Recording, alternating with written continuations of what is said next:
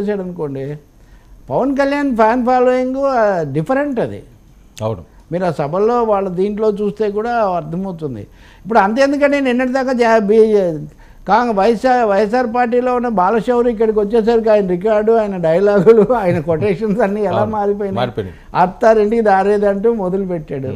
కాబట్టి ఇది కూడా తెలుగుదేశం దృష్టిలో పెట్టుకోవాల్సి ఉంటుంది. వాళ్ళు ఏదో ఇంకా పవన్ ఏదైనా పడి ఉంటాడు, పవన్ కళ్యాణ్ ఏదైనా మాతోనే ఇది ఇంకా తప్పదు ఆయనకు వేరే అనుకుంటే మటుకు అప్పుడు మళ్ళీ దే హ్యావ్ టు పే. అప్పుడు ఇంకా వాళ్ళకి మొన్న చెప్పేది నేను last chance, first chance, second chance అని ఏముంది.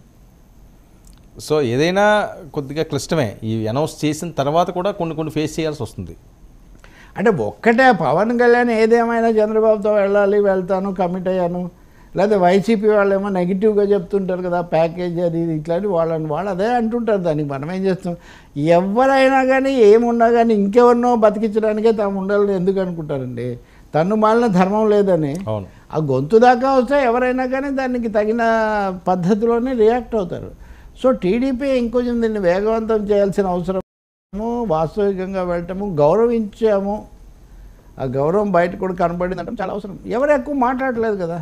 నిజానికి నాయకులు 2 సార్లు సమావేశమైన తర్వాత మీడియాతో కనీసంగా మాట్లాడరా? ఎందుకు మాట్లాడలేదు? వాళ్ళిద్దరూ కలిసి మీడియాకు చెప్పగలిగిన విషయాలు ఏం లేవు. ఇంకా అంత స్పష్టత చెప్పలేని అంత స్పష్టత అక్కడ లేదు. స్పష్టత లేదు కాబట్టి దాటవేత. అక్కడ మాట్లాడింది ఇక్కడ మాట్లాడలేడు ఆయన.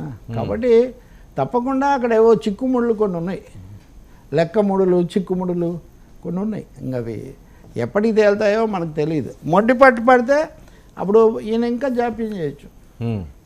పవన్ కళ్యాణ్ ఎత్తుగడలు ఎలా ఉంటాయంటే ఆయన బయటికి చెప్పేదానికంటే దాన్ని పరోక్ష పద్ధతుల్లో అది పనిచేస్తుంది. చంద్రబాబు నాయుడు తొందరకు పవన్ కళ్యాణ్ పద్ధతికి వేరుగా తేడా ఉంటుంది. సార్, ఇప్పుడు మనం అనుకున్నట్లుగా వీళ్ళు బయటికి నుంచి వచ్చిన ప్రచారాలు నేపథ్యంలో 20-25 అని మాట్లాడే పరిస్థితి. మరి దీన్ని 20 కాదులేండి, 25, 30కి అటు ఇటు. అదే 30 అనుకుందాం. 30లో ఉన్న ఎవరైతే సోకాల్డ్ కాప్ సామాజిక వర్గం కానీ, లేకపోతే ఇంతకుముందు టిక్కెట్లు అనౌన్స్ చేసిన వాళ్ళు కానీ, వీళ్ళందరూ ఓకే ఇది మనకు బాగానే ఉంది, గౌరవప్రదంగానే ఉంది అని చెప్పి ముందుకు సాగే పరిస్థితి ఉంటుందా? జనసేన ఆశావహులు కూడా టిక్కెట్లు ఆశించిన వాళ్ళు అంటే 30 కంటే తగ్గి ఇప్పుడు హరిరామ జోగయ్య వాళ్ళ తరఫున భీష్మాచార్యుడు, ద్రోణాచార్యుడు ఆయన పెట్టిన లెక్క 60 కాకపోతే 50 కాకపోతే 45, ఈ కాకుండా 30 దగ్గర ఆగిపోయింది అనుకోండి. ఒక second round of unrest, second round of pressure start అయ్యే అవకాశం ఉంది. రెండోది, కాపు నాయకులు అందరూ పవన్ కళ్యాణ్కు జనసేనకు లోబడి ఉంటారని గ్యారంటీ ఉంది. వాళ్ళు అసంతృప్తి చెందిన వాళ్ళు వెళ్ళి పోటీ పెడతారు. పోటీ పెడితే ఓట్లు చీలిపోవటమే కదా.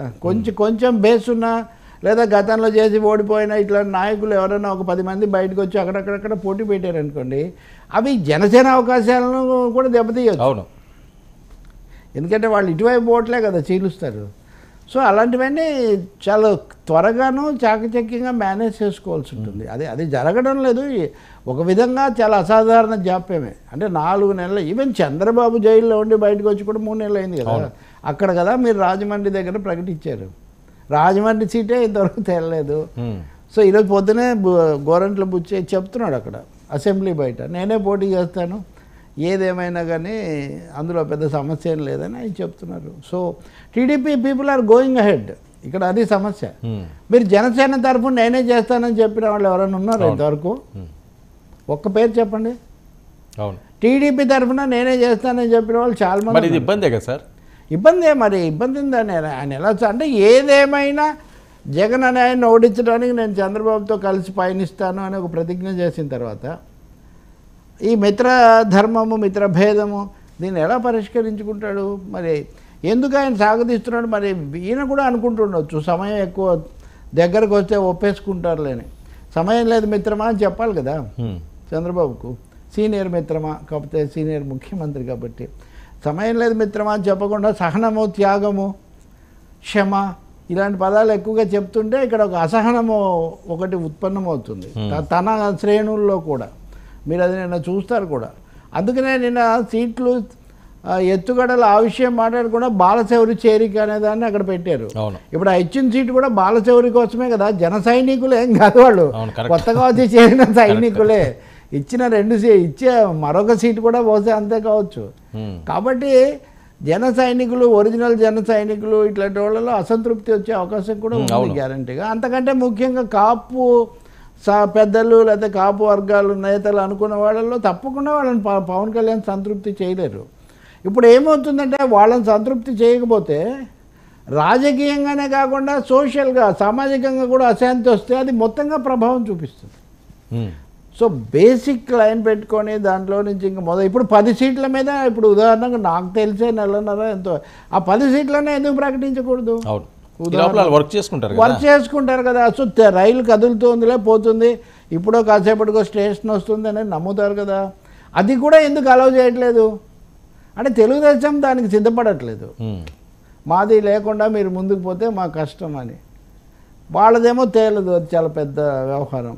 సో ఈ రకంగా నిన్న వాళ్ళు సమావేశం అవడం కూడా మొన్న మనం మాట్లాడినప్పుడు 2-3 సార్లు ఈ మధ్య మనం ఈ జాప్యం ఇది పెట్టాము.